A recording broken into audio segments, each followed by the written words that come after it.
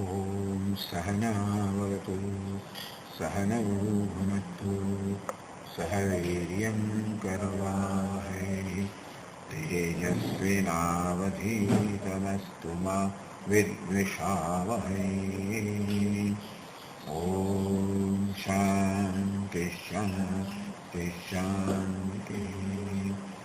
ॐ पूर्णमदः पूर्णमिदं पूर्णात् पूर्णमुदच्यते पूर्णस्य पूर्णमादाय पूर्णमेवावशिष्यते। शान्ति शान्ति शान्तिः। ॐ आप्यायन्तु ममाङ्गानि वाक्प्राणश्चक्षुश्रोत्रमतो बलमिन्द्रियाणि च सर्वाणि सर्वं ब्रह्म उपनिषदं माहं ब्रह्म निराकुर्याम् मा ब्रह्म निराकरोत् अनिराकरणमस्तु निराकरणं मे अस्तु। निरतेय उपनिषत्सु धर्मास्ते मयि सन्तु ते मयि सन्तु। ॐ शान्ति शान्ति शान्तिः। श्रुतिस्मृतिपुराणानाम् आलयं करुणालयं नमामि भगवत्पादं शङ्करं लोकशङ्करं शङ्करं शङ्कराचार्यं केशवं बादरायणं सूत्रभाष्यकृतौ वन्दे तौ पुनः पुनः। ईश्वरो गुरुरात्मेति मूर्तिभेदविभागिने व्योमवद्व्याप्तदेहाय दक्षिणामूर्तये नमः।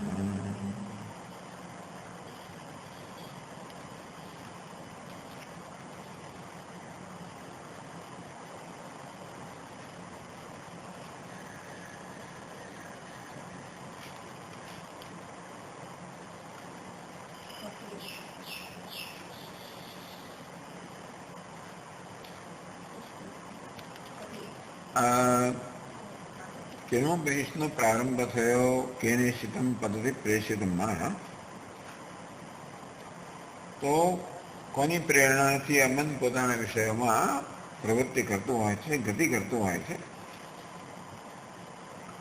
ઉત્તરાપા શ્રોત્ર સશ્રોત્રમ, જે શ્રોત્રનું શ્રોત છે, મનનું પણ મન છે, એ શ્રોત્રનો આત્મા છે, મનનું પણ આત્મા છે. તો વળી પાછું એનું વધારે સ્પષ્ટ કરવામાં આવ્યું. ન તત્ર ચક્ષુર ગચ્છતિ ન વાગ ગચ્છતિ ન મનઃ. ત્યાં ચક્ષુની ગતિ નથી, વાણીની ગતિ નથી, ચક્ષુર જ્ઞાનેન્દ્રિયની ગતિ નથી, વાણી કર્મેન્દ્રિયની ગતિ નથી, મનની ગતિ નથી. તો આ સિવાય બી કઈ રીતે અમે આત્માનો બોધ આપી શકીએ અમે જાણતા નથી. ન વિદ્મઃ ન વિજાનીમઃ યથા એતદ અનુશિષ્યા. આત્મતત્વનો આ સિવાય શ્રોત્રનું શ્રોત્ર, આમ શ્રોત્રનો નિષેધ કરીને આત્માનો ઉપદેશ કરવામાં આવે. શ્રોત્ર આત્મા નથી, મન આત્મા નથી, વાણી આત્મા નથી. કેમ કહેવાનું? કારણ કે શ્રોત્રને, વાણીને, મનને આત્મા માનવામાં આવે છે. તો એ રીતે હું સાંભળનાર છું, હું વિચાર કરનાર છું, હું બોલનાર છું એવું માનવામાં આવે છે. તો ઘણા તો એ નથી. પછી કહ્યું ન તત્ર ચક્ષુર ગચ્છતિ ન વાગ ગચ્છતિ ન મનઃ. ત્યાં કહ્યું કેમ ચક્ષુની ગતિ નથી, વાણીની ગતિ નથી, મનની ગતિ નથી. તો આ સિવાય આત્મતત્વનો બોધ કેમ આપવો અમે જાણતા નથી. અવિષય, બધાનો અવિષય એટલે કે ચક્ષુનો, મનનો, વાણીનો વિષય નથી, ન આત્મા છે. પછી એક સૂત્ર આપવામાં આવ્યું. અન્ય દેવત વિદિતાત અથો અવિદિતાત અધિ. એ વિદિતથી જે જાણેલું છે, જાણી શકાય એવું છે અને અન્ય છે. અવિદિત જે વિદિત નથી, જે જાણેલું છે એના કરતાં અન્ય છે, જે જાણેલું નથી એના કરતાં અન્ય છે. એમ કરીને બધા વિષયો નિષેધ કરવામાં આવ્યા. વિદિત અને અવિદિત દ્વારા જે જાણેલું છે તે, જે જાણ્યું નથી તે જાણવાનું છે, એ દ્વારા બધા વિષયો નિષેધ કરવામાં આવે. આત્મા વિદિત અવિદિત કરતા અન્ય છે એવું કહેવા દ્વારા આત્મા વિષય નથી, જાણવાનો વિષય નથી. તો થોડુંક આપણે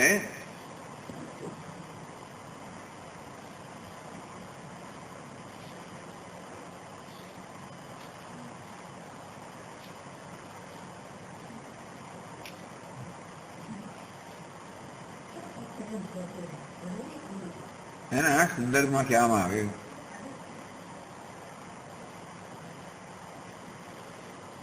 તો જ્યારે કહેવામાં આવ્યું કે ન તત્ર વાગ ગચ્છતિ, વાણી ત્યાં ગતિ નથી, એ સમજાવવામાં આગળ આવ્યું. યદ વાચા અનભ્યુદિતમ યેન વાગ અભ્યુદ્યતે, જે વાણી વડે પ્રકાશિત થતું નથી પણ જેના વડે વાણી પોતાના અર્થને પ્રકાશિત કરે છે. તદેવ બ્રહ્મ, એ જ બ્રહ્મ છે પ્રકાર જ્ઞાન ને ઇદમ યજ્ઞ ઉપાસતે. લોકો જે ઉપાસના કરે છે પોતાના અન્ય વિષય રૂપે, એ બ્રહ્મ નથી.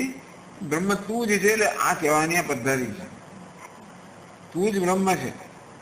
તો તું એમ કે એટલે પાછું એ હું વિષયની ખ્યાલ ધરાવતો હોય એવું હું બ્રહ્મ છું નહીં. એટલે તું એમનો અર્થ શું થાય એ પણ કહેવામાં આવ્યું. તો વક્તા, શ્રોતા, મનતા, વિજ્ઞાતા નથી. અને મન વાણીનો, શ્રોતનો, મનનો વિષય નથી. તો એની જ વસ્તુ કહેવામાં આવી. શ્રોત્રસ્ય શ્રોત્રમ, મનસ મનઃ, વાચો વાચમ, પ્રાણસ્ય પ્રાણ, ચક્ષુષ ચક્ષુ. 5 કહેવામાં આવ્યું. એ જ બધું કહેવામાં યદ વાચા અનભ્યુદિતમ યેન વાગ અભ્યુદ્યતે, જે વાણી વડે પ્રકાશિત થતું નથી પણ જેને કારણે વાણી પ્રકાશિત થાય છે, એ બ્રહ્મ છે. પછી આગળ કહ્યું એની જ વસ્તુ બીજી રીતે ફરી કહેવામાં આવી. યન મનસાન મનોતે યેન આહુર મનોમતમ, જે મન વડે જાણી ન શકાય, મન વડે મન ના થઈ શકે, જેને કારણે મન મનન કરે છે, મન પોતાના વિષયને પ્રકાશિત કરે છે. જે મન વડે પ્રકાશિત ન થાય પણ જેને કારણે મન પોતાના વિષયને પ્રકાશિત કરે છે, એ બ્રહ્મ છે. યત ચક્ષુષા ન પશ્યતિ યેન ચક્ષુંષ પશ્યતિ. ચક્ષુષ ચક્ષુ, એ ચક્ષુનું ચક્ષુષ એટલે શું? ચક્ષુ વડે જેને લોકો જોઈ શકતા નથી પણ જેને કારણે ચક્ષુને જુએ છે. આમ પ્રત્યેકનો અનુવાદ કરવામાં આવે. એટલે એક એક કરીને કહેવામાં આવે. વાચો વાચન શું છે? યદ વાચા અનભ્યુદિતમ યેન વાગ અભ્યુદ્યતે. શ્રોત્રસ્ય શ્રોત્રમ યદ શ્રોત્રે ન શૃણોતિ યેન શ્રોત્રમ ઇદમ શ્રુતમ, જેને શ્રોત્રી સાંભળતું નથી, જેના વડે આ શ્રોત્ર સંભળાય છે. મનસો મન યન મનસાન મનસે યેન આહુર મનોમતમ, મન વડે જેનું મનન થતું નથી પણ જેને વડે મન મનન કરે છે, કે મનનું મનન થાય છે. વાચો વાચન યદ વાચા અનભ્યુદિતમ યેન વાગ અભ્યુદ્યતે, જે વાણી વડે પ્રકાશિત થતું નથી, જેના વડે વાણી જેને કારણે વાણી પ્રકાશિત કરે છે. પ્રાણસ્ય પ્રાણ, ચક્ષુ છે ચક્ષુ, આ 5 મંત્ર કહેવામાં આવે. હવે આ પુસ્તકના 45મા પાન પર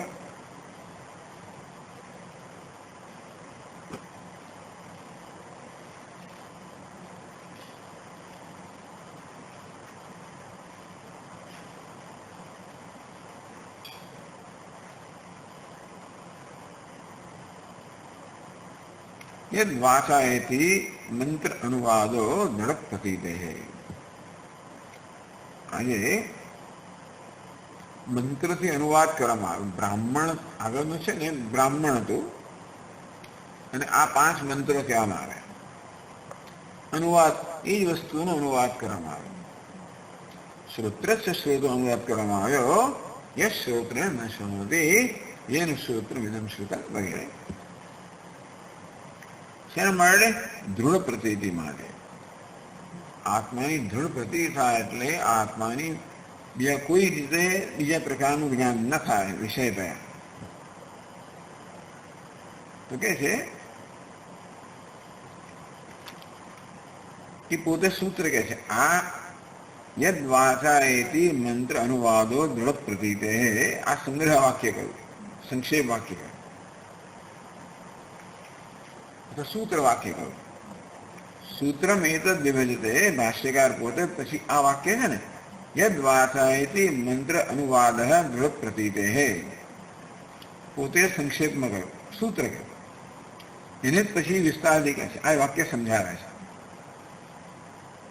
अन्य देवता द्वितात् इति यह आगमार्थः ब्राह्मणोक्तः. अन्य देवता विदितात् अथो अविदितादपि.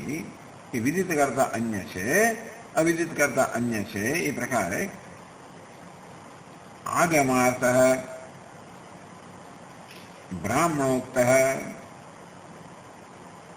એ આગમનો આગામ એટલે શું છે? પરંપરાગત જે ઉપદેશ કરવામાં આવે તે સૂક્ષ્મ પૂર્વેશામી તદ્વિચિત અક્ષરે એમાં પૂર્વ આચાર્યોએ સાંભળેલું છે અને આગમ કહેવામાં આવ્યું. અન્ય દેવતા વિજેતા અથો અજભી. એ વાક્યને આગમ એટલે પરંપરાગત ઉપદેશ. એની સાંભળે વાંધો નથી.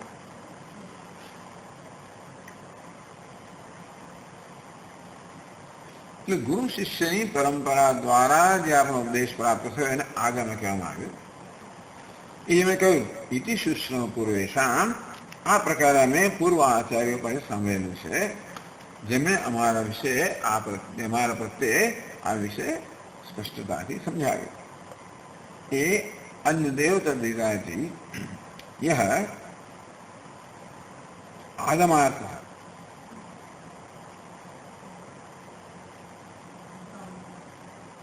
ब्राह्मणोक्त अस्यैव दृढ़न्ने मंत्राः यद्वाचा इत्यादि पठ्यन्ते.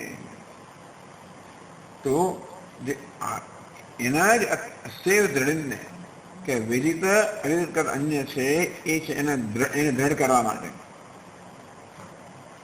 આમ તો એમ પણ કહેવાય કે શ્રોત્ર છે શ્રોત્રમ મનસ મનઃ જે કહેવામાં આવ્યું એના વિસ્તારથી કહેવામાં આવ્યું. અને એ જ વસ્તુ વળી પાછી સંક્ષેપમાં કહેવામાં આવી અથવા વિસ્તાર કહેવામાં આવે. અન્ય દેવતા વિદિતાત અથો અવિદિ. જે સંક્ષેપમાં કહેવામાં આવ્યું એ યદ વાચા અન્વિતા મંત્રને એ 5 મંત્રોમાં કહેવામાં આવ્યું.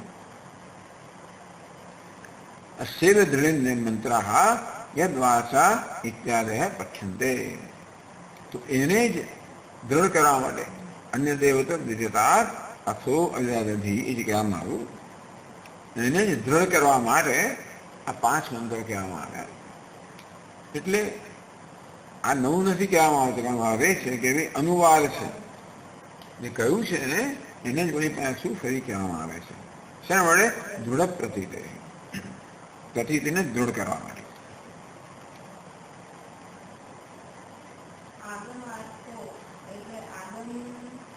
આગમનો અર્થ અન્ય તે વિભાગ. હા, એ આગમ છે.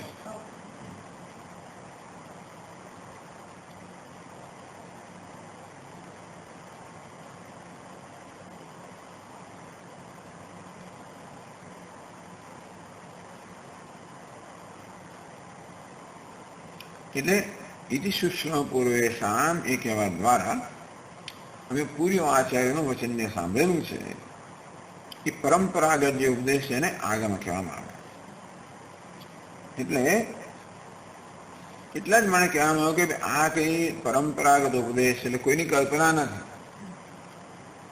એ પ્રકારે પરંપરાગત ઉપદેશ કહેવામાં આવ્યો. અચ્છા,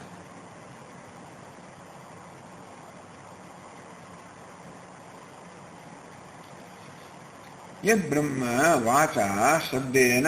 સો હવે એ જ આમાં તો 5 મિનિટ જરાક વારમાં સમજાવી દેવામાં આવે આ વાક્ય ભાષામાં. યદ વાચા અનભ્યુદિતમ યેન વાત યદ એટલે યદ બ્રહ્મ, જે બ્રહ્મ, યદ શબ્દ બ્રહ્મ, વાચા એટલે શું? શબ્દ એના ત્રિવિભક્તિ છે, વાણી વડે, શબ્દ વડે. અનભ્યુદિતમ, અનભ્યુક્તમ, ઉદિતમ એટલે ઉક્તમ, વશ ધાતુમાંથી, એટલે અપ્રકાશિતમ, જે વાણી વડે ઉક્ત નથી, વાણી વડે પ્રકાશિત નથી. યેન વાત અભ્યુદ્યતે, પણ જેને વડે વાણી પ્રકાશિત થાય છે. ઇતિ વાક પ્રકાશ હેતુત્વ ઉક્તિ.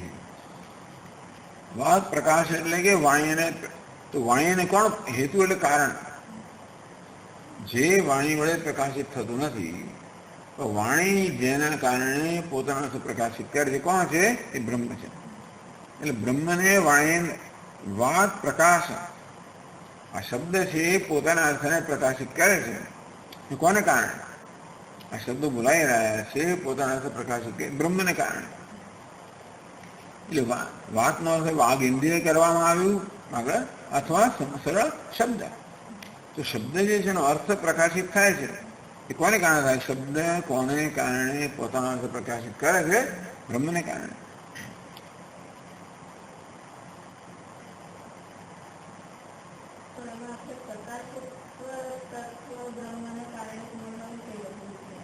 હા,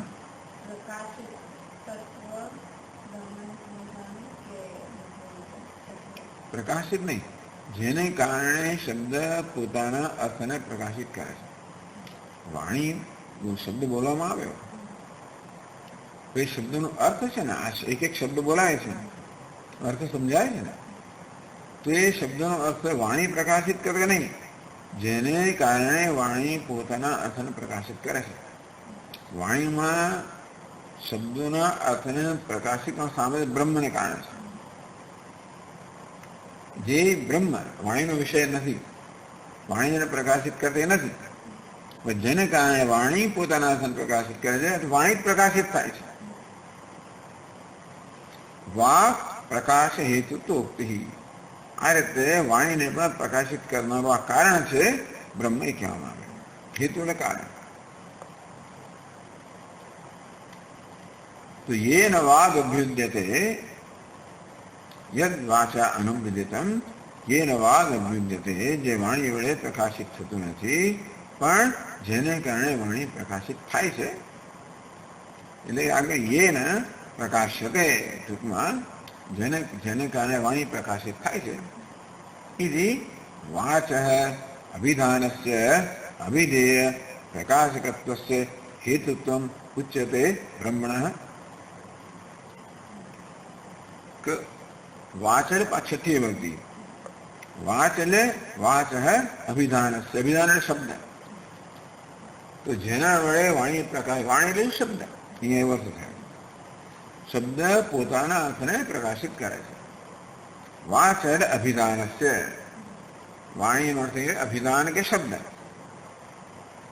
અભિધેય, અભિધાન શબ્દ છે એ પોતાના વિષયને પ્રકાશિત કરે. એમાં ઘડો શબ્દ છે, ઘડો શબ્દ છે એના વિષયને પ્રકાશિત કરે. ઘડો એ અભિધાન કહેવાય અને આ પદાર્થ એને અભિધેય કહેવાય. અભિધાન અભિધેય. અભિધાન છે એ અભિધેયને પ્રકાશિત કરે છે.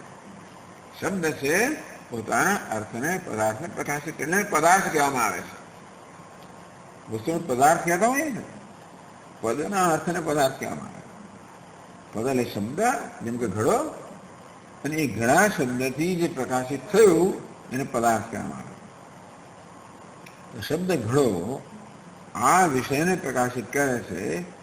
એ ઘડા શબ્દમાં આ પદાર્થને પ્રકાશનું સામર્થ્ય, ઘડો શબ્દ જ્યારે આપણે સાંભળીએ તો મનમાં એ ઘડાનો અર્થ પ્રકાશિત થાય છે. એ શબ્દ પોતાના અર્થને પ્રકાશિત કરે છે. એને માટે એના સંસ્કાર હોવા જોઈએ સમજ્યા. પણ આપણે જ્યારે ભાષા જાણતા હોઈએ ત્યારે એક શબ્દ બોલવામાં આવે, એ શબ્દ પોતાનો અર્થ આપણા મનમાં પ્રકાશિત કરે છે. શબ્દ જળ વસ્તુ છે, તો શબ્દમાં પોતાના અર્થને પ્રકાશિત કરવાનું સામર્થ્ય, ઘટ નામના શબ્દમાં ઘટ પદાર્થને પ્રકાશિતનું સામર્થ્ય કોને કારણે છે? હેતુ કારણ બ્રહ્મ છે. વાચ વિધાનસ્ય અભિધેય પ્રકાશકત્વ. આ બધી ઉલટું સુલટું લખ્યું છે. આખું વાક્ય ભાષા એ પ્રકારનું જ છે.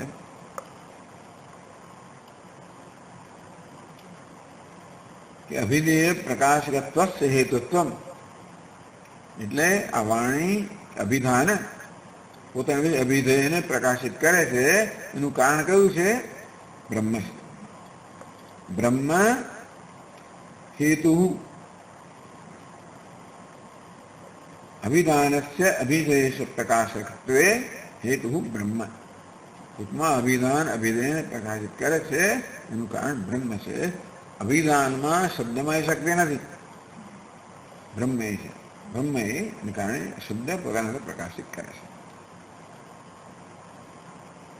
એટલે આને યેન વાદ ઉદ્ભિદે વાક પ્રકાશે હેતુતુક્તિ બ્રહ્મ. ટૂંકમાં વાણી પોતાના અર્થને પ્રકાશિત કરે છે એનું કારણ બ્રહ્મ છે એવું કહેવામાં આવ્યું.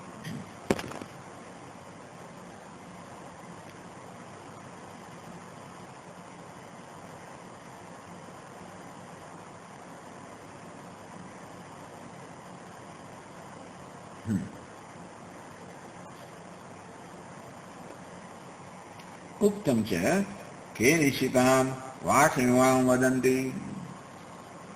શિષ્ય પ્રશ્ન કર્યો કે નિશિતામ કેન ઈશિતામ કે નિશિતામ વાસનિવામ, તો કે લોકો વાણી બોલે છે એ કોને કારણે, કોની પ્રેરણાને કારણે આ માણસો વાણી બોલે છે, શબ્દ બોલે છે? ઉક્તમ છે કે નિશિતામ વાચમ ઇમામ વદંતી. ઇમામ વાચમ વદંતી, આ લોકો આ વાણી બોલે છે. એટલે બે અર્થ થયા. આ વાઘ ઇન્દ્રિય જે છે એમાં બોલવાની શક્તિ કોણ આપે છે? બ્રહ્મ. વાઘ ઇન્દ્રિય શબ્દ બોલે, એ શબ્દના અર્થની પ્રકાશન શક્તિ કોણ આપે છે? બ્રહ્મ. એટલે વાઘ ઇન્દ્રિય જે બોલે છે એ ઇન્દ્રિય તો જળ છે, અચેતન વસ્તુ તો આવું કરવા ના કરી શકે. એ જ કહેવામાં આવ્યું. આ શ્રોત્ર મન બધું શ્રોત્ર છે. શ્રોત્ર કેને શિતામ, એટલે કેને શિતામ મન. શિષ્ય જાણે છે કે મન છે, વાણી છે, પ્રાણ છે, શ્રોત્ર બધું અચેતન છે. અને છતાં પણ જાણે ચેતન હોય એ પ્રકારે કર્મ કરતું જણાય છે. તો કોની પ્રેરણા છે? કોઈ ચેતનની પ્રેરણા થવું જોઈએ. એ જ કહેવામાં આવ્યું કે ચેતન એટલે તું આત્મા એક ચેતન છે અને એ ચેતન આત્મા બંને વસ્તુ કહેવાની છે. આ બધા અચેતન છે અને જાણે કે પોતાનું કાર્ય કરે છે એ ચેતન તત્વને કારણે, એની પ્રેરણાથી, એની સન્નિધિથી, અને એ તું છે. આ મહાવાક્યનું એક જુદી રીતનું મહાવાક્ય છે.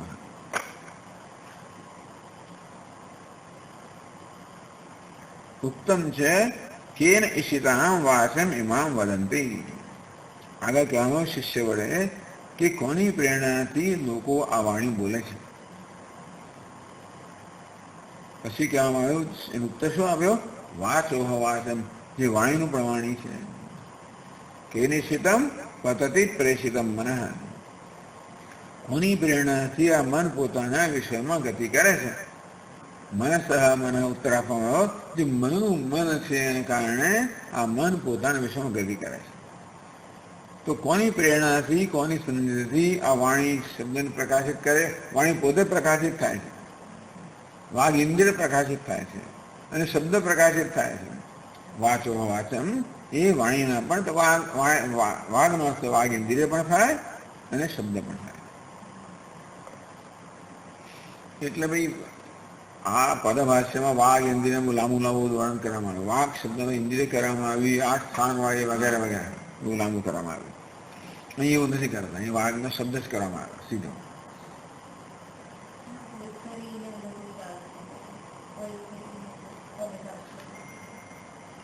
હા, એટલે એમણે કહ્યું કે આ વાક કોને કહેવાય? જેનું વર્ણન આવી રીતે પરંપરાગત વર્ણન એવું છે કે જે 8 સ્થાનમાંથી પસાર થઈને આવે છે, એ ઇન્દ્રિય જે 8 સ્થાન વાળી છે જેમાંથી શબ્દ ઉત્પન્ન થાય છે એને વાક કહેવામાં આવે, અથવા વાઘ એટલે ભાઈ શબ્દને પણ વાક કહેવામાં આવે. વાક શબ્દ ઇન્દ્રિય પણ કહેવાય અથવા વાક શબ્દથી શબ્દ પણ કહેવાય. એટલે ઇન્દ્રિય કહેવાનું ઇન્દ્રિયનું વર્ણન કરવામાં, એ તો વાઘ એટલે શબ્દ જ કહેવામાં આવ્યું કે અભિધાન કહેવામાં આવ્યું. વાચ અભિધાન જ છે, વાઘ એટલે અભિધાન શબ્દ.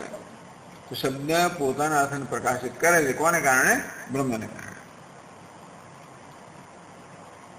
તો કહેવામાં આવ્યું જ હતું, પેલા પૂછ્યું હતું કે નિશ્ચિતામ વાચ એવા વદંતી, કોની પ્રેરણાથી લોકો આ વાણીનું ઉચ્ચારણ કરે છે, અર્થાત વાણીનું ઉચ્ચારણ કરે છે એનું કારણ બીજું કોઈ જ છે.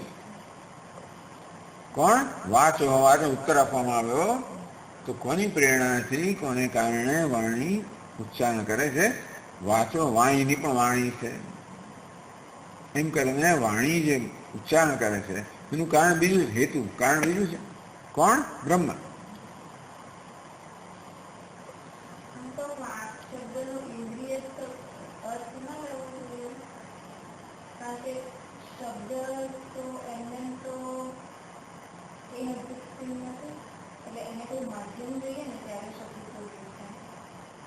હા, પેલી બધી ઇન્દ્રિયો છે ને કે પછી ક્લેશ મન કે એના પ્રાણ વાણી ચક્ષુ વગેરે ઇન્દ્રિયો છે એટલે વાઘની ઇન્દ્રિય લેવામાં આવી ત્યાં. તો ઇન્દ્રિય પ્રકાશિત થાય છે શું? વાઘ ઇન્દ્રિય પછી શબ્દને પ્રકાશિત કરે છે.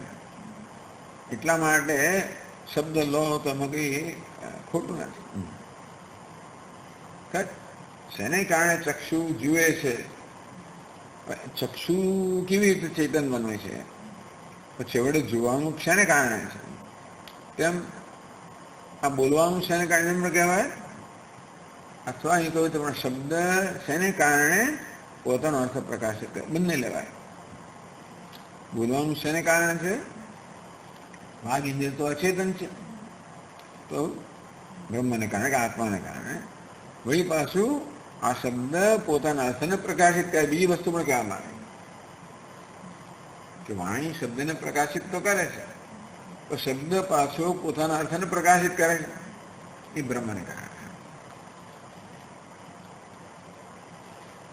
આમાં શું છે? આંખો સીધી પોતાના અર્થને પ્રકાશિત કરે છે. બીજી બધી ઇન્દ્રિયો શું છે? આંખો રૂપ રંગને પ્રકાશિત કરે. જ્યારે કાન છે એ શબ્દને પ્રકાશિત. આ વાઘ છે ને એ કોને પહેલા શબ્દનું ઉચ્ચારણ કરે છે, એ શબ્દ પછી અર્થને પ્રકાશિત કરે. આંખોના કિસ્સામાં આંખો જ્ઞાનેન્દ્રિય છે ને, આ જ્ઞાનેન્દ્રિય સીધા પોતાના વિષયને પ્રકાશિત કરે છે. મન પણ સીધું પોતાના વિષય પ્રકાશિત કરે છે. એટલે આ જ્ઞાનેન્દ્રિયોમાં પોતાના વિષયને પ્રકાશિત કરવાની ક્ષમતા કોને કારણે છે? આત્માને કારણે. તો વાઘ છે ને ઇન્દ્રિય શબ્દને ઉચ્ચારણ કરે છે અને શબ્દ અર્થને પ્રકાશિત કરે છે. આ જ્ઞાનેન્દ્રિયો સીધો અર્થને પ્રકાશિત કરે છે. આ કર્મેન્દ્રિય વાણી છે એ પેલા શબ્દને ઉચ્ચારણ કરે અને શબ્દ અર્થને પ્રકાશિત કરે. વાઘ ઇન્દ્રિય અર્થને પ્રકાશિત નથી કરતી. વાઘ ઇન્દ્રિય છે શબ્દનું ઉચ્ચારણ કરે અને શબ્દ પછી પોતાના અર્થને પ્રકાશિત કરે.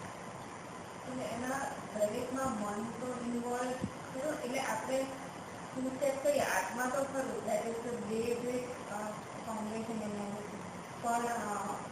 મન તો ઇન્વોલ્વ હોય ને. આપણે જોતા હોય ત્યારે પણ ચક્ષુ ઇન્દ્રિય જોઈએ, પણ એને ગ્રાસ અંદર જે પણ થાય તો માઇન્ડ જો ના હોય તો એમાં ફૂલ જોતી મને મારું મન ત્યાં ના હોય તો મને ના દેખાય. એટલે મન પણ ઇન્વોલ્વ હોય તો એમ ઇન્દ્રિયમાં એને શું ખરું? એ તો બધામાં મન હોય ને, ચક્ષુમાં બધામાં હોય. ચક્ષુ છે, ચક્ષુ કહેવામાં આવ્યું કે ચક્ષુનો પણ ચક્ષુ છે એટલે ચક્ષુ જ પ્રકાશિત કરે છે.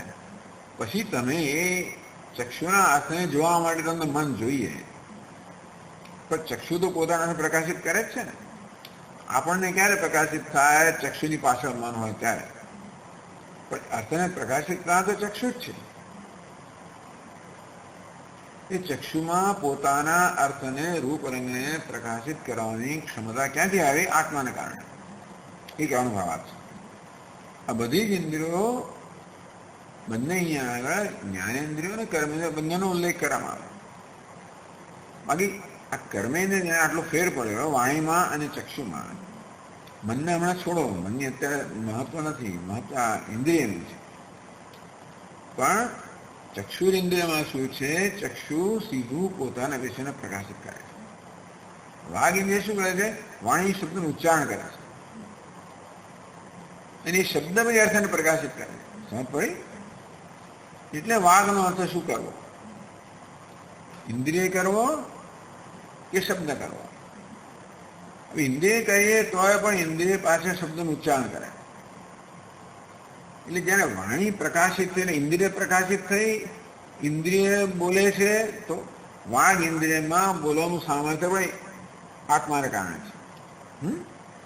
એ વાઘ ઇન્દ્રિય શબ્દ બોલી એ દ્વારા અર્થ પ્રકાશિત થયો, તો શબ્દમાં અર્થને પ્રકાશિતનું સામર્થ્ય પણ આત્માને કારણે છે. બે સ્ટેપ છે ને. વાઘ ઇન્દ્રિયમાં શબ્દનું ઉચ્ચારણ કરવાનું સામર્થ્ય અને શબ્દ પછી પોતાના અર્થને પ્રકાશિત કરે એ સામર્થ્ય. એટલે પ્રકાશિત કરવાનો આવે તો શબ્દ જ પ્રકાશિત કરે છે. હા,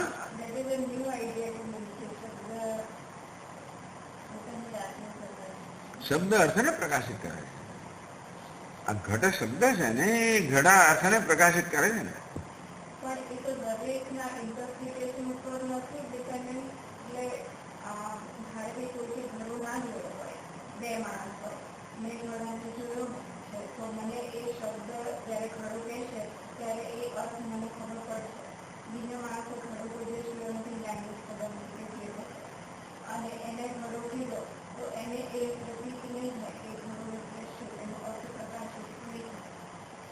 શબ્દ પોતાના અર્થને પ્રકાશિત કરવા અમુક શરતો હોવી જોઈએ.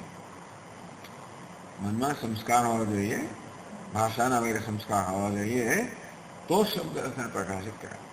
તો જેને કોઈ સંસ્કાર એને પ્રકાશિત થાય છે, આ શું છે નથી ખબર એવું પ્રકાશિત થાય ને. શબ્દ ઉચ્ચારણ કશુંક તો મનમાં થાય છે કે મને ખબર નથી, તો શબ્દ એવું તો એ પ્રકાશિત કર્યું ને. આમ શબ્દ કોઈ ને કોઈ રીતે મન પર અસર કરવાનો છે. મનમાં યોગ્ય સંસ્કાર હોય તો શબ્દો પોતાના અર્થને પ્રકાશિત કરે. એને ભ્રમ પણ પ્રકાશિત થાય, કશું પ્રકાશિત થવાનું છે. એ શબ્દ પ્રકાશિત કરે છે આપણે. શબ્દોનું જ્યારે શ્રવણ થાય ત્યારે શબ્દ પોતાના અર્થને પ્રકાશિત કરતો હોય છે, તો જ કમ્યુનિકેશન થાય. તો શબ્દમાં એ રીતે પોતાના અર્થને પ્રકાશિત કરવાનું સામર્થ્ય કોણ પ્રદાન કરે? શબ્દ પોતે નથી પ્રકાશ. શબ્દમાં જે બ્રહ્મ છે, બ્રહ્મ સતત વ્યાપ્ત છે.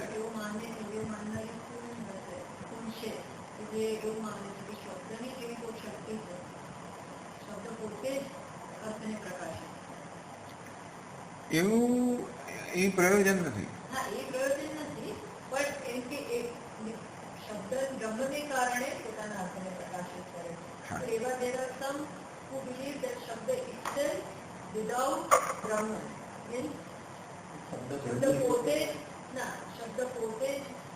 અર્થને પ્રકાશિત કરે. એની પોતાની જે શક્તિ, શબ્દ શક્તિ, અભિધાનની જે શક્તિ છે જે અભિધેયને પ્રકાશિત કરે. But this is due to Brahman. એ પ્રકાશિકા મીન્સ એ આપણે એ જ ઉપનિષદ કહેવા માંગે છે ને. આ તો સામાન્ય અર્થ એવો છે કે આંખો જ પોતાના વિશે પ્રકાશિત કરે છે. કે નહીં, આંખો પ્રકાશિત કરે છે કોઈ અન્યને કારણે. પ્રકાશિત વસ્તુ આવે, વાણી શબ્દનું ઉચ્ચારણ કરે છે અને શબ્દ અર્થને પ્રકાશિત કરે છે. બ્રહ્મ પ્રકાશક છે, ચૈતન્ય પ્રકાશક છે. આમ પ્રાણને જ્ઞાન શક્તિની ક્રિયાશક્તિ બે પ્રકારની શક્તિઓ છે. તો જ્ઞાનીને જ્ઞાન શક્તિ છે. તો જે તો બ્રહ્મને કારણે જ્ઞાનેન્દ્રિયો પોતાના અર્થને પ્રકાશિત કરે છે. કર્મીઓ ક્રિયાશક્તિ છે, એ પણ બ્રહ્મને કારણે જ છે. એટલે બ્રહ્મની ક્રિયાશક્તિને કારણે વાણી ઉચ્ચારણ કરે છે અને જ્ઞાન શક્તિને કારણે શબ્દ અર્થનો પ્રકાશિત કરે છે.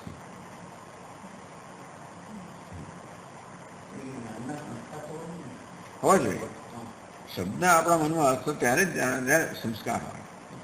એવું એ અત્યારે એ તો માની જ લીધેલું છે કે ભાષાનો હવે સંસ્કાર છે. એ અત્યારે પ્રશ્ન જ નથી. એને ખબર નથી પડતી, અહીંયા પ્રશ્ન નથી. શબ્દ પ્રકાશિત કરે એ જ પ્રશ્ન છે. કોઈ ના થાય એનું કારણ પછી બીજી ચર્ચા, બીજી ચર્ચાનો વિષય. હા,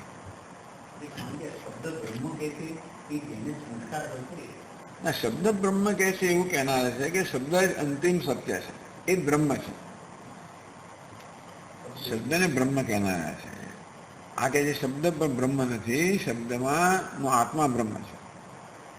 પછી કહે છે કે બ્રહ્મ કેવી રીતે બધું પ્રકાશિત કરે? બ્રહ્મ બધાનો આત્મા છે, શબ્દનો આત્મા છે, અને તેથી શબ્દના આત્મા હોવાને કારણે શબ્દનો અર્થ પ્રકાશિત થાય. ચક્ષુનો આત્મા છે, મને ચક્ષુનો વિષય પ્રકાશિત થાય.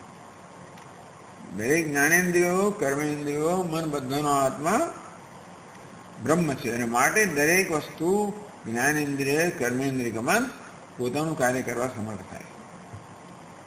એમાં મન વગેરે ટૂંકમાં એ અહીંયા ઇસ્યુ જ નથી. હા, એ બધું ડિસ્ટ્રેક્શન ના થવું જોઈએ. આમ ક્યાં ને ક્યાં પહોંચી ગયા આપણે.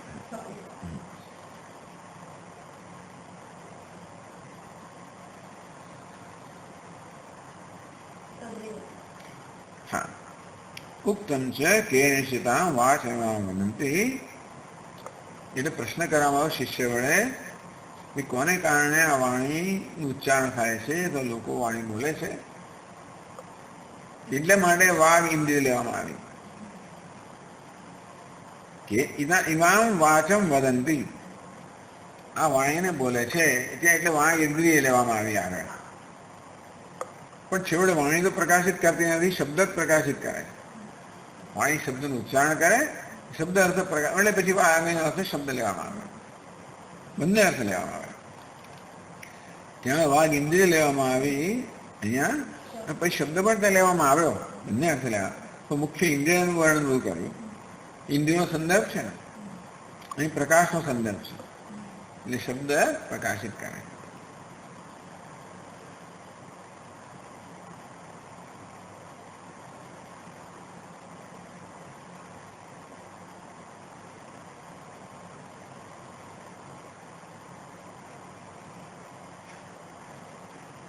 પછી તદેવ બ્રહ્મત્વમ વિદ્ધેતિ અવિષયત્વેન બ્રહ્મણ આત્મની અવસ્થાપનાર્થ અન્વય. તદેવ બ્રહ્મત્વમ વિદ, એ જ બ્રહ્મ છે એમ તું જાણ. ન ઇદમ યદ ઉપાસતે, જેની લોકો ઉપાસના કરે છે તો અન્ય એ બ્રહ્મ નથી, પણ જેને કારણે વાણી પ્રકાશિત કરે છે, ચક્ષુ જુએ છે, પ્રકાશિત કરે છે પોતાના અર્થને, એ બ્રહ્મ છે, બીજું નહીં. ન ઇદમ યદ ઉપાસતે, જેની લોકો ઉપાસના કરે છે, કોઈ દેવતા કે એવો કોઈ વિષય નથી, અવિષય છે, આત્મા છે. અવિષય કહો, આત્મા કહો, આત્મા અન્ય સર્વને વિષય કહેવાય. અવિષય એટલે આત્મા અન્ય નથી. આત્મા કહો,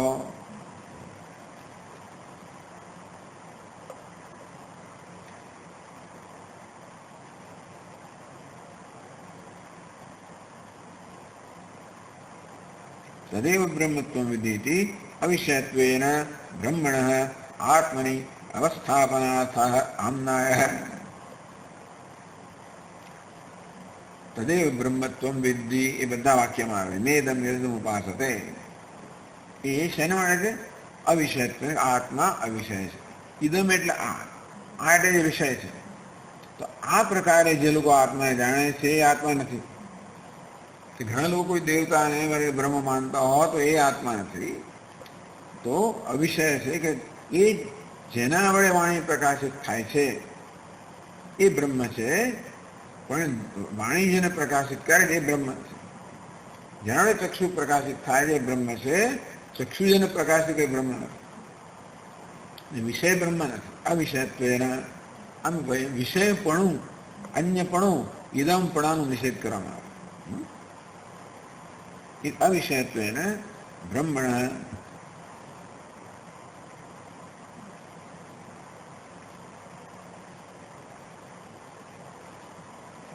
વિષય બ્રહ્મ જ્ઞાન છે. શિષ્ય પૂછે બ્રહ્મ શું છે, આત્મા છે એવું કહેવાનો અર્થ છે. બ્રહ્મણ આત્મની અવસ્થાપનાર્થ આમ્નાય. આમ એટલે મંત્ર. આ મંત્રો જે છે એ બ્રહ્મનું આત્મ અવસ્થાપન કરવા એટલે બ્રહ્મને આત્મરૂપે ઉપદેશ કરવા માટે છે.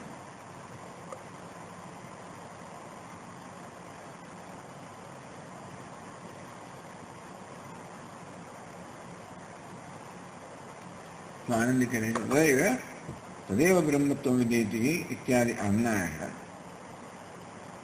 5 बार कहूँ तदेव ब्रह्मत्व विदेति.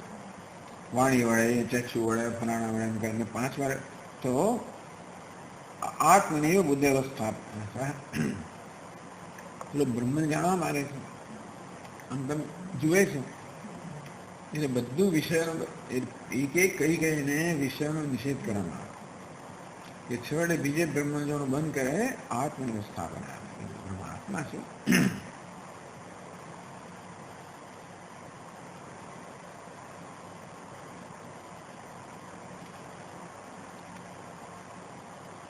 उपसंहारार्थ है.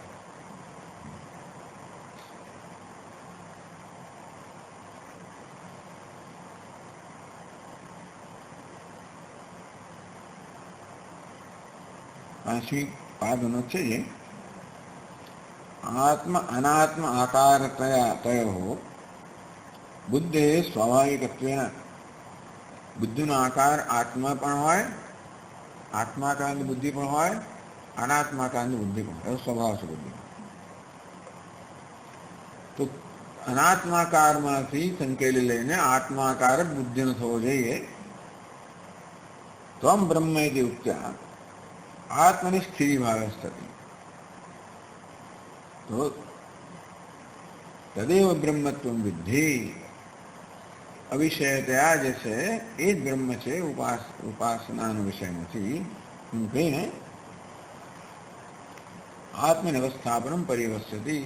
बुद्धि ने अनात्मा आकार में निवृत्त करने आत्मा में स्थापवा माटे आ वारंवार कहवामां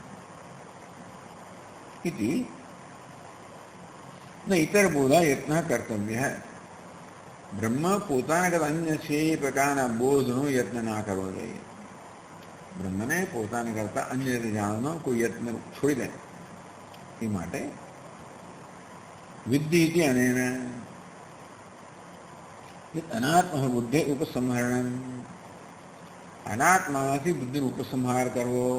संकेली उपसंहार तो संकेली लेवा माटे बुद्धि ने क्योंकि शिष्य तो ब्रह्म ने जाणवा ज इच्छे छे. घणी जग्याए नजर करतो हशे. चक्षुना विषयमां, श्रोतना विषयमां, मनना विषयमां, फलाना विषयमां એ દરેક દરેક કહેવામાં આવ્યું જેથી દરેકમાંથી બુદ્ધિને સંકેલી લેવામાં આવે. ઉપસંહાર બધેથી બુદ્ધિને સંકેલી લેવામાં આવી એટલે અનેક વાર કહેવામાં આવે. એક અનાત્મ બુદ્ધિ ઉપસંહરણ. આમ અનાત્મા બુદ્ધિનો ઉપસંહાર કરો, સંકેલી લેવી. તદેવ આત્મવ્યવસ્થાપન. ટૂંકમાં પાછા અનાત્મામાંથી બુદ્ધિને સંકેલી એટલે આત્મા સ્થાપિત કરવી. અનાત્મામાંથી બુદ્ધિને સંકેલી લેવી અને આત્મા સ્થાપિત કરે જુદું નથી. અભિપ્રાય તદુક્તમ आत्मा अनात्माकारं स्वभावतो वस्तुतं सदा सिद्धम्.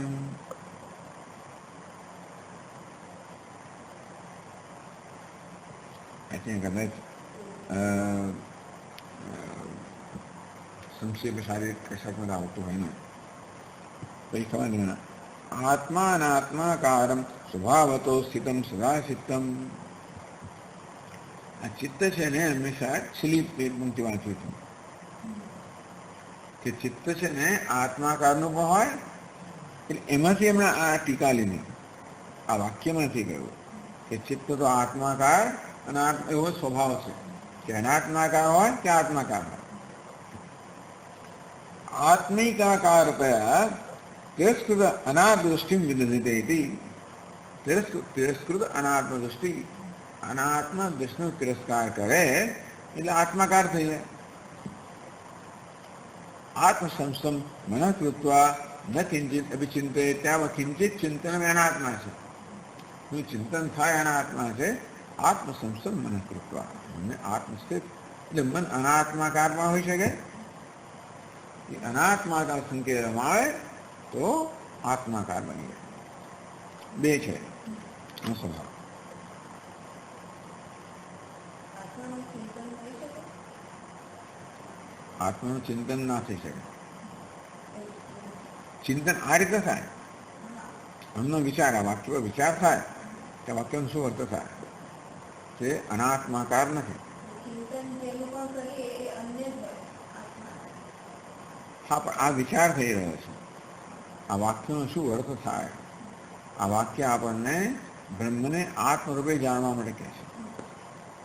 એટલે અનાત્મામાંથી મને સંકેત લેવાનું, બ્રહ્મને જાણવું હોય, બુદ્ધિ આત્માકાર થાય એ રીતે જ બ્રહ્મને જાણ્યું આત્મરૂપે. એ કહ્યા પછી તમે કરો ને, પછી એના પરિણામે મને સંકેત લો, જેમ ગુરુ કહેતા જાય તેમ તમે સંકેલતો જાય એટલે આત્મા સ્થિર થઈ જાય. એટલે ચિંતનનો અર્થ વિચાર, શબ્દનો અર્થ સમજવો, વાક્યનો અર્થ સમજવો.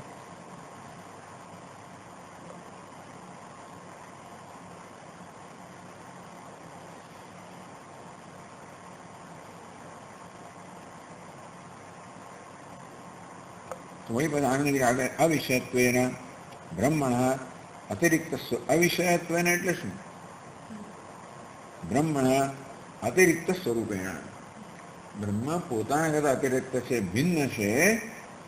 વેદ્ય તો અસંભવાત, બ્રહ્મ વેદ્યને જાણવાનો વિષય છે, પોતાના કરતા અન્ય જાણવાનો વિષય છે, એ અસંભવ છે.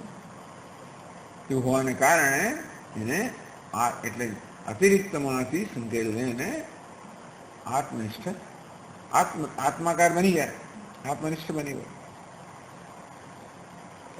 એ તો સૂત્ર વહી પાછું એનું સૂત્ર કહે છે, એટલે ભાષ્યકાર કહે છે ભાષ્યમાં, યદ વાચા અનવિદિતમ વાક પ્રકાશ નિમિત્તમ ચૈતિ, યદ વાચા અનવિદિતમ, જે વાણી વડે પ્રકાશિત થતું નથી, સાથે યેન વાગ અભ્યુદતે, જેના વડે વાણી પ્રકાશિત થાય છે, એ વાક પ્રકાશ નિમિત્તમ છે.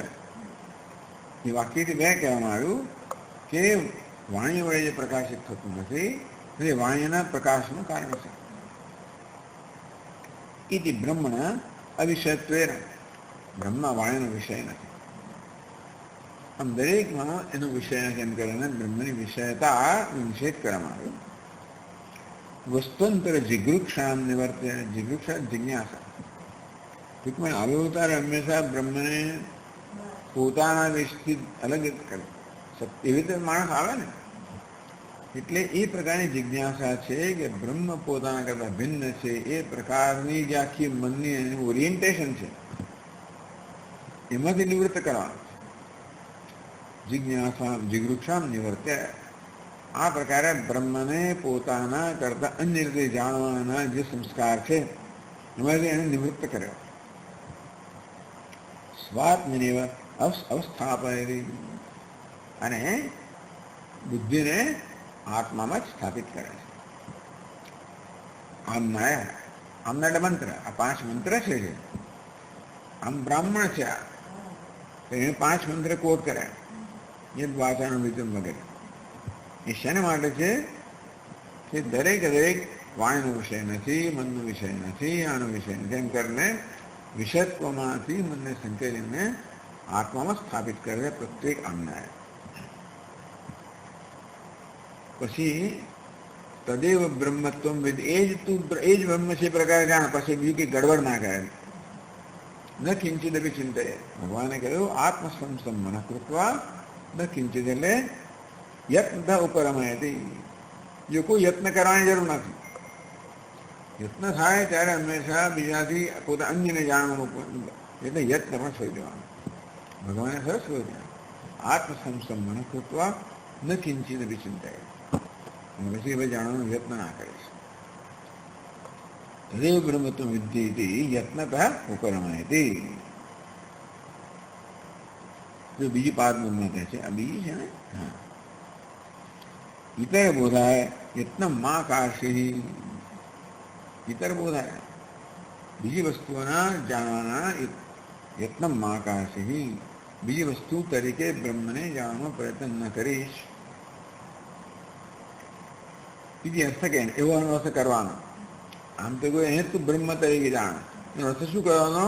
બીજી વસ્તુને બ્રહ્મ તરીકે ના જાણીશ. લક્ષણ વિદ્યાને તું જાણ, એ જ બ્રહ્મ છે એ પ્રકારો જાણ. લક્ષણાવૃત્તિ શું થયું?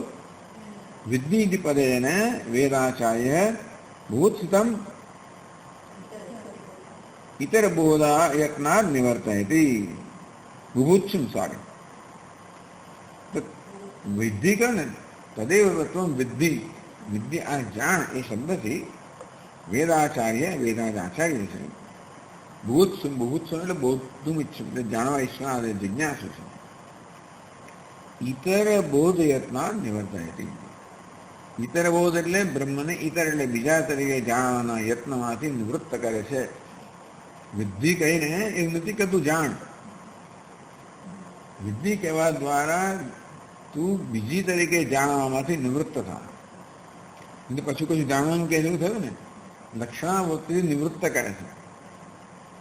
જાણવાના પ્રયત્નમાં એને યોજિત નથી કરતા, પણ જાણવાના પ્રયત્ન નિવૃત્ત થવાનું કહે છે એ લક્ષણાવૃત્તિથી. અને તદેવ બ્રહ્મ વિદ્ધિ, વિદ્યાને જાણ એવું થયું. હા,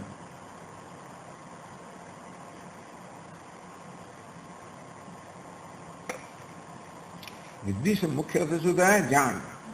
જાણવાની તો ક્રિયા થઈ ને. લક્ષણાવૃત્તિ શું છે? યત્નતઃ ઉપરમાયતી, ખરેખર જાણવાના પ્રયત્નમાંથી એને નિવૃત્ત કરે છે. તમારો પ્રયત્ન પણ નહીં. જાણવાથી વિદિતા અવિદિતા બંનેથી અન્ય છે. એ વિદિતા બંને વિષય થયા, અવિષય થયા. અને જાણવાનો પ્રયત્ન ના હોવો જોઈએ, કારણ કે અવિષયને જાણવાનો પ્રયત્ન થાય. આત્માકાર એટલે અનાત્માકાર નિવૃત્ત થયું, એટલે આત્માકાર આપોઆપ બની જાય. એ પ્રકાર કહેવામાં યત્ન થાય ઉપરમાય. તે રીતે શિષ્યને યત્નમાંથી ઉપરમ કરાવે છે.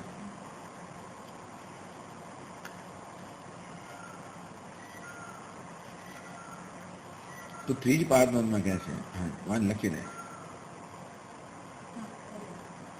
નનુ મા તાવત ઇધર બોધાય કાય યત્ન બ્રહ્મબોધાય તુ તદુપાસન યત્ન અપેક્ષિતવ્ય હેતિ. ચાલો ભાઈ, ઇતર બોધ માટે બોધાય મા તાવત ઇતર બોધાય, મા બે જુદો શબ્દ છે. તો પછી ઇતર બોધ માટે મેં યત્ન ના કરે. બ્રહ્મબોધ માટે યત્ન કરે ને પાછું. ધારો એમ બ્રહ્મબોધાય તું તદ ઉપાસન યત્ન અપેક્ષિતવ્ય. તો બ્રહ્મના જ્ઞાન ઉપાસના કરવી જોઈએ એવી યત્નો અર્થ થાય કે નહીં?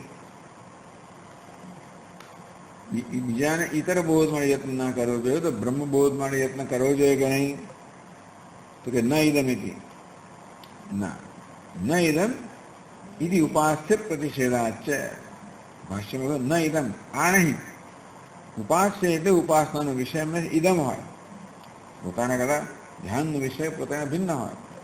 ઇતિ ઉપાસ્ય પ્રતિષેધ કરે. બ્રહ્મ ઉપાસ્ય નથી, બ્રહ્મ ઉપાસનાનો વિષય નથી. ન ઇદમ યદિદમ બ્રહ્મ ઉપાસતે, એ વાક્યથી નેદમ યદિદમ ઉપાસતે. ઇદમ એ પ્રકારની ઉપાસના કરે છે, એ આ નથી. એમ કરવા બ્રહ્મ ઉપાસ્ય વિષય નથી, ઉપાસનાનો વિષય નથી, ધ્યાનનો વિષય નથી. ત્યારે શું છે? જો ટીકા કહે છે છેલ્લે, શુદ્ધ ધિય સર્વેન્દ્રિય પ્રયત્ન ઉપરમે સ્વાભાવિક ચિત્તાકાર ત્રિપાદનું ચાલુ આવે. શુદ્ધ ધિય એટલે અહીંયા શિષ્યની બુદ્ધિ શુદ્ધ છે, એટલે સાત્વિક છે, પૂર્ણ સાત્વિક છે. એવી વિશુદ્ધ સત્વ બુદ્ધિ એની છે. એટલે કે એની બુદ્ધિમાં બીજા કોઈ પ્રકારનો બીજો વિક્ષેપ નથી.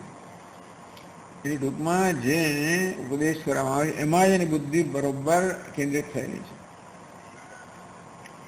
સર્વેન્દ્રિય પ્રયત્ન ઉપર અમે આ દરેક ઇન્દ્રિયનો વિષય નથી એમ કે એને બધી ઇન્દ્રિયના પ્રયત્ન, જોવાનો પ્રયત્ન, સાંભળવાનો પ્રયત્ન, બોલવાનો પ્રયત્ન, બધા ઇન્દ્રિયના પ્રયત્ન, જ્ઞાનેન્દ્રિય, કર્મેન્દ્રિય, બધા પ્રયત્નો ઉપરમ એટલે શાંત થઈ ગયા, ઉપસમાર થઈ ગયો. યસ સ્વાભાવિક એટલે મન હવે કોઈ પ્રકારનો પ્રયત્ન કરતું નથી. જોવાનું, સાંભળવાનું, ધ્યાન કરવાનું, કશો બધા પ્રયત્ન છોડી દીધા. એ સ્વાભાવિક ચિત્તાકાર. તો ચિત્ત જ્યારે પ્રયત્ન ના કરતું હોય, અનાત્માકાર ન હોય, તો જે સ્વાભાવિક આકાર છે તો એ બ્રહ્મ બોલે, એ જ બ્રહ્મ જ્ઞાન છે એવું કહેવામાં આવે. બ્રહ્મ જ્ઞાન એ જુદું ઉત્પન્ન કરવાનું નથી. ચિત્ત બ્રહ્મ આકારનું છે, એના પર અબ આત્મા સ્વભાવ જ છે, અનાત્મા અધ્યારોપિત છે. નિષેધ દ્વારા રહી ગયું એ આત્માકાર તો ચિત્તમાં છે, અનાત્માકારનો જ્યારે નિષેધ કરવામાં આવે ત્યારે બસ ન કિંચિત અભિચિંતયે.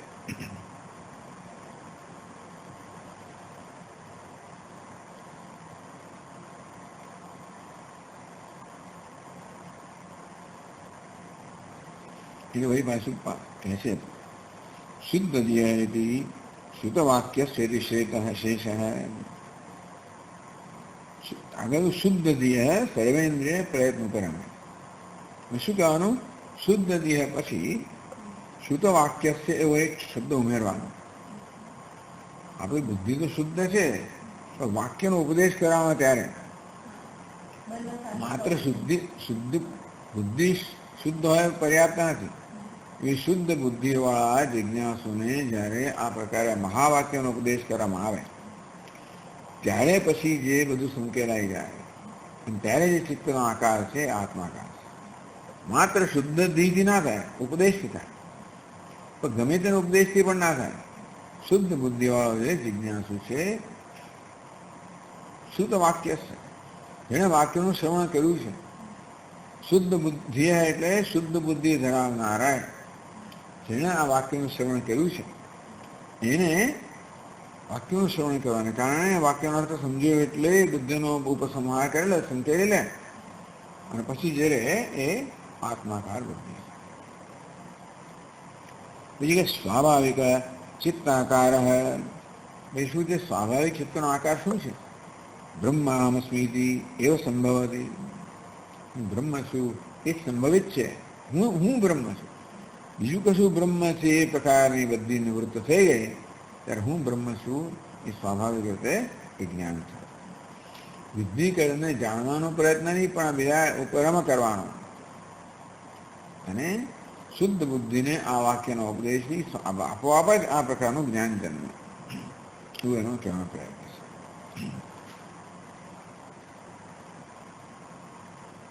એ કહ્યું દેખો ન ઇદમિતિ ઉપાસ્ય પ્રતિષેધા છે. ભાષ્યમાં કહ્યું ન ઇદમિતિ ઉપાસ્ય પ્રતિષેધા છે. ન ઇદમ કે બ્રહ્મની ઉપાસ્યતા, બ્રહ્મ ઉપાસ્ય છે એ પ્રકારનો પ્રતિષેધ કરવામાં આવ્યો. ઉપાસકનું સ્વરૂપ છે, ઉપાસ્ય નથી, ઉપાસકનું સ્વરૂપ છે. એ પ્રકારે આજે આવું એમણે પહેલા આ બધા મંત્રો સમજાવી દેવા.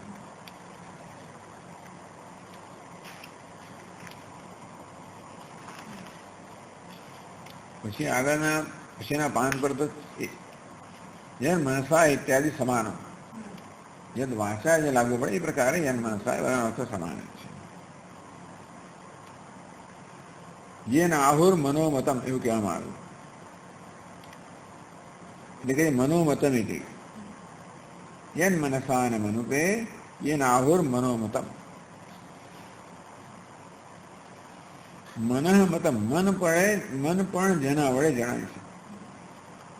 યન મનસા જેની મન નથી કરી શકતું, પણ જેને કારણે મન જણાય છે. મન જાણી શકે છે, મન પોતે જણાય છે, બંને રીતે હોય. મનનું વિષયીકરણ થાય છે અને મન પોતાના વિષયને પ્રકાશિત કરે, બંને વસ્તુ થાય.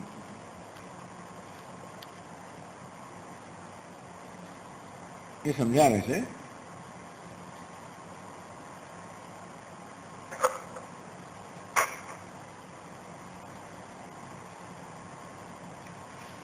એ મનોમતમનો અર્થ પોતે સમજાવે છે. येन ब्रह्मणा मनोपि मतम એટલે વિષયીકૃતમ. જેના મન પણ મત છે. મત એટલે નહીં, મન શું કરે છે? મનન કરતું હોય છે. તો જેના વડે મનનું મનન થાય છે એવો અર્થ થયો. એટલે શું?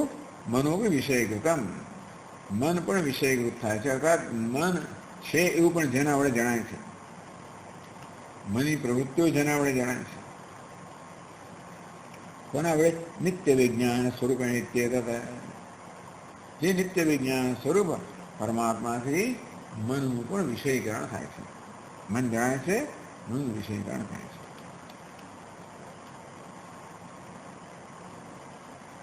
એટલે મંત્ર, આ પાંચે પાંચ મંત્રનો સમુદાય અર્થ શું થયો કે છે? સર્વકરણાનામ અવિષયમ, બધા જ કરણનું અવિષય છે. જ્ઞાનેન્દ્રિયો, કર્મેન્દ્રિયો, મન, આ બધાને કરણ કહેવામાં આવે. પેલા બાહ્ય કરણ, અંતઃકરણ, એ બધાનો વિષય છે. સકરણ અવિષયમ તાની છે સવ્યાપારાણી સવિષયાણી. અને આ તાની એટલે જે કરણો છે બધા એને દરેકનો વ્યાપાર છે. મનનો વ્યાપાર મનન કરવું, ચક્ષુનો વ્યાપાર જોવું. ચક્ષુ એક છે, એનો વ્યાપાર શું છે? જોવું. સવિષયાણી રૂપરંગને જોવા, ત્રણ વસ્તુ થઈ. ચક્ષુ કરણ છે અને વ્યાપાર એટલે પ્રવૃત્તિ જોવું. એનો વિષય શું છે? રૂપરંગ. તેમ શ્રોત્ર કરણ છે, સાંભળવાનો વ્યાપાર છે. શબ્દ એનો વિષય છે. બરાબર છે? એ છે એ બધી જ વસ્તુઓ. કરણ, એનો વ્યાપાર અને વિષય, ત્રણે ત્રણ પ્રકાશિત થાય છે. એમ કહેવામાં આવે કે શ્રોત્ર પ્રકાશિત થાય છે એટલે શ્રોત્ર ઇન્દ્રિય પણ પ્રકાશિત થાય, શ્રોત્રની પ્રવૃત્તિ છે સાંભળવું એ પણ પ્રકાશિત થાય, અને એનો વિષય છે એ પ્રકાશિત થાય. ત્રણે ત્રણ. હા, સાંભળવું એનો વ્યાપાર થયો. એટલે જેના વડે શ્રોત્ર પ્રકાશિત થાય, એટલે શ્રોત્ર ઇન્દ્રિય, શ્રોત્રની પ્રવૃત્તિ સાંભળવું, એનો વિષય શબ્દ. તેમ ચક્ષુર ઇન્દ્રિય, એનો વ્યાપાર જોવું, રૂપરંગ એનો વિષય.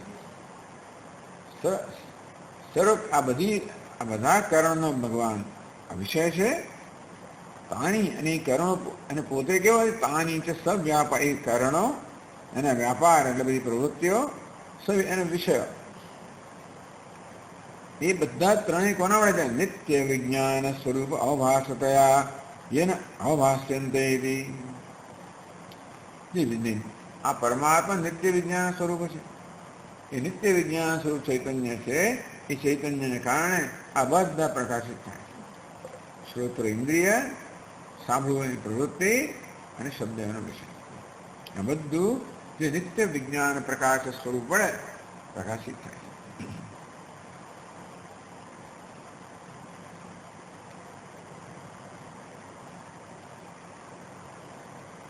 इति श्लोकार्थ है. આ બધાનો અવર્થ થાય. બધા જ કરણો આવી ગયા, પાંચે પાંચ શ્લોક આવી ગયા. તો આનંદ કહે છે યત સર્વકરણાનામ અવિષયમ યેન નિર્વિશેષેણ સર્વાણી કરણાની ભાષ્યંતે. પોતે કેવું છે? નિર્વિષય છે. નિત્ય વિજ્ઞાન સ્વરૂપ કહો, નિર્વિષય કહો. એના વડે બધા કરણો જે છે, જે બધા કોઈ કરણનો અવિષય છે એને નિર્વિષય છે, અને સર્વાણી કરણાની ભાષ્યંતે, જેના વડે બધા કરણો અને વ્યાપાર વિષયો પ્રકાશિત થાય છે. તદ બ્રહ્મત્વમ, એ બ્રહ્મ જે છે તે તું છે. તથા અતિરિક્ત જ્ઞાન યત્નો ન કર્તવ્ય, એના વડે બીજા જ્ઞાન માટેનો પ્રયત્ન ન કરવો જોઈએ. આ બધાને પ્રકાશિત કરનાર નિત્ય વિજ્ઞાન સ્વરૂપ છે એ બ્રહ્મ છે, એ જ તું છે. એટલે બ્રહ્મને તારાથી, બ્રહ્મ કયું છે? નિત્ય વિજ્ઞાન સ્વરૂપ છે, જે ઇન્દ્રિય અને વ્યાપાર અને વિષયને પ્રકાશિત કરે છે. એ નિત્ય વિજ્ઞાન છે, એ બ્રહ્મ છે. તે તું છે. બ્રહ્મ કયું છે? નિત્ય વિજ્ઞાન સ્વરૂપ છે, જે કોઈ ઇન્દ્રિયનો કરણનો વિષય નથી, અને જેના વડે બધા કરણો અને વિષયો વ્યાપાર પ્રકાશિત થાય છે. એ નિત્ય વિજ્ઞાન સ્વરૂપ બ્રહ્મ તદેવ બ્રહ્મ, એ બ્રહ્મ તું છે. તદેવ બ્રહ્મ, એને તે બ્રહ્મ છે એમ તું જાણ. અને ઇદમ, ઇદમ એટલે વિષય નથી, અવિષય છે, અર્થાત એ તું છે. ને બ્રહ્મનું સ્વરૂપ કયું? નિત્ય વિજ્ઞાન સ્વરૂપ, આ બધાને પ્રકાશિત કરનાર, અને બ્રહ્મ તું છે. બંને વસ્તુ છે. એટલે જો યત સર્વકરણાનામ અવિષયમ,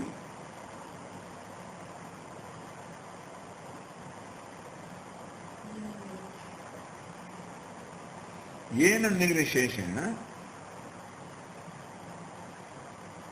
સર્વાણી કરણાની નાસ્યંતે, જે બધા જ કરણનો અવિષય છે અને જે નિર્વિશેષ નિત્ય ચૈતન્ય વેળે બધા જ કરણો પ્રકાશિત થાય છે. તદ બ્રહ્મ, એ જે બ્રહ્મ છે, એવ ત્વમ, એ જ બ્રહ્મ છે.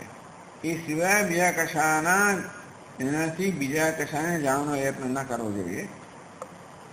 એથી યત્નો ઉપરમ, એટલે નિત્ય વિજ્ઞાન સ્વરૂપ બ્રહ્મ છે, એ સિવાય બ્રહ્મ નથી. એટલે બ્રહ્મને વિષય તરીકે જાણવાના પ્રયત્નનો સંકેત ઉપરમ થવો જોઈએ. એ લક્ષ્ય તે તું જાણે, બુદ્ધિ શબ્દ કહે છે, પણ એમાં બધા જાણવાના પ્રયત્નથી ઉપરમ હતા. જાણવું કહેવાય એટલે જાણવાનો પ્રયત્ન કરવાનું કહેવામાં આવે છે ને, તો કઈ એ દ્વારા એને બધા પ્રયત્નથી ઉપરમ હતા, એને અન્ય તરીકે જાણવાના પ્રયત્ન ઉપરમ હતા. એ તારું સ્વરૂપ છે. નિત્ય વિજ્ઞાન બ્રહ્મ તારું સ્વરૂપ છે. એટલે જો વિદ્ધિ કે અનેના અતિરિક્તમાં વિદ્ધિ, આનંદગીરી કહે છે વિદ્ધિ તું જાણ, એ દ્વારા શું કહે છે? અતિરિક્તમાં વિદ્ધિ, અન્યને ના જાણીશ. અન્યને જાણવાના પ્રયત્નો ઉપરમ થવું એમ નામ વિદ્ધિ. વિદ્ધિ નામનો કોઈ પ્રયત્ન નથી, બધા પ્રયત્નથી ઉપરમ થવું.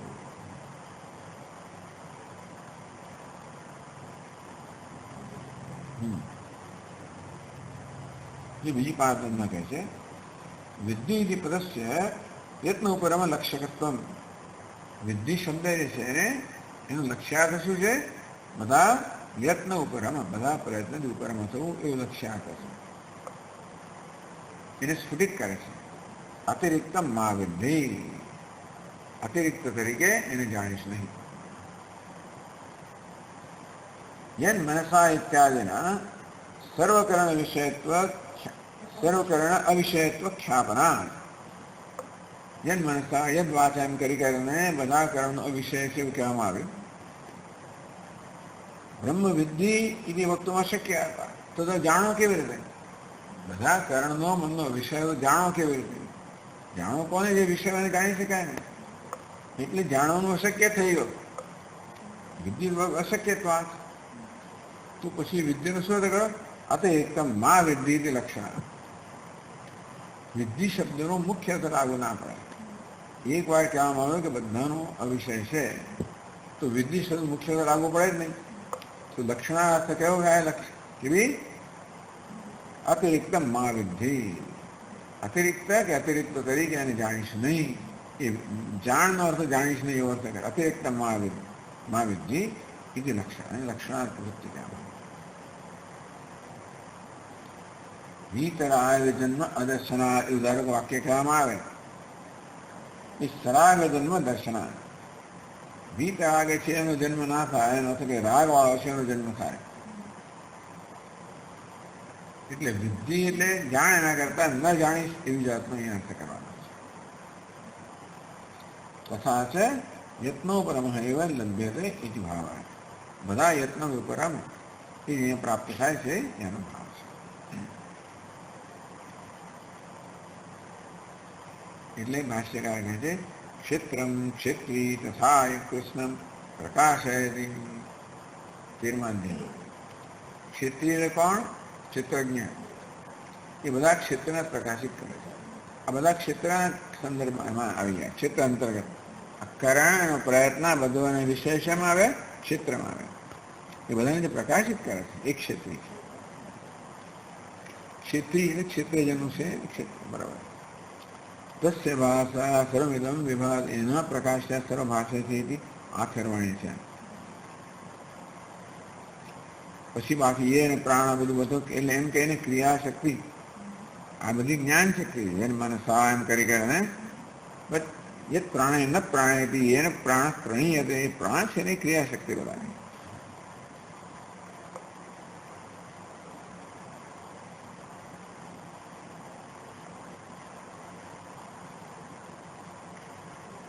ક્રિયાશક્તિ હતી જ્ઞાનશક્તિની જેમ ક્રિયાશક્તિ પણ આત્મવિજ્ઞાન નિમિત્તા એ પણ આત્મવિજ્ઞાનને કારણે છે. આત્મવિજ્ઞાનને કારણે જેમ જ્ઞાન શક્તિ છે તેમ જ્ઞાનેન્દ્રિયોની તેમ કર્મેન્દ્રિયોની ક્રિયાશક્તિ પણ આત્મવિજ્ઞાનને એ ચૈતન્ય સ્વરૂપ આત્માને કારણે છે. અગત્યનું છે. આપણે પ્રકાશિત કરવું ક્રિયા પ્રકાશિત નથી કરતી આમ જોવા જઈએ તો. એટલા વાઘ ઇન્દ્રિયમાં થયું ને બધું. વાઘ ઇન્દ્રિય પ્રવૃત્તિ જ કરે, પ્રકાશિત નથી કરતો એ શબ્દ આવે. યદ વાચા અનુભવી જે વાણી વડે પ્રકાશિત ન થાય એને બાદ જેના વડે વાણી પ્રકાશિત થાય છે કે જેના વડે તો પછી પ્રકાશિત આવ્યું એટલે પછી વાઘનો અર્થ શબ્દ પણ કરાવવાનો. બાકી ક્રિયા છે વાણી એ પણ આત્માને કારણે છે. બધી કર્મેન્દ્રિયોના પ્રાણની ક્રિયાઓ છે એ આત્માને કારણે છે. જ્ઞાનેન્દ્રિયો મનની જ્ઞાન છે પણ આત્માને કારણે છે. બંને આત્માને કારણે છે. એમ કે પ્રથમ ખંડ છે ને ત્યાં તો પૂરો થયો તો જ પછી બીજા ખંડથી શરૂઆત કરી શકાય આ બેકગ્રાઉન્ડ સાથે.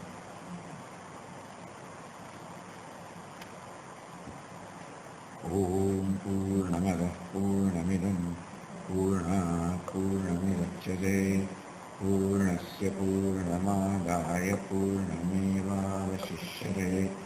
ઓમ શાંતિ શાંતિ શાંતિ. શંકરં શંકરાચાર્યં કેશવં બાદરાયણં સૂત્રભાષ્યકૃતૌ વંદે ભગવन्तौ પુનઃ પુનઃ. ઈશ્વરો ગુરુરાત્મેતિ મૂર્તિભેદવિભાગિને વ્યોમવત્યાખ્યદેહાય દક્ષિણામૂર્તયે